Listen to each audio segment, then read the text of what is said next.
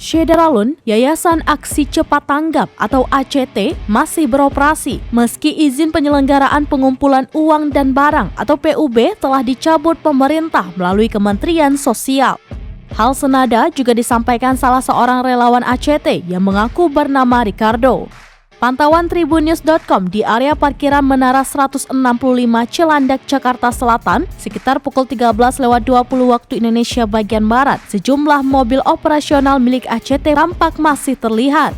Tribunnews sempat berupaya mengecek suasana di kantor ACT. Sayangnya, hingga berita ini diturunkan, pihak ACT belum memberikan respon.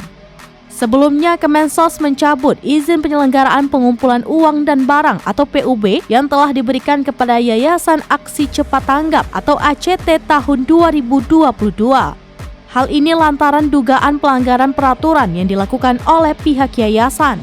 Pencabutan itu dinyatakan dalam Keputusan Menteri Sosial Republik Indonesia nomor 133/HUK/2022 tanggal 5 Juli 2022 tentang pencabutan izin penyelenggaraan pengumpulan sumbangan kepada Yayasan Aksi Cepat Tanggap atau ACT di Jakarta Selatan yang ditandatangani oleh Menteri Sosial AD Interim Muhadjir Effendi pada Selasa 5 Juli 2022.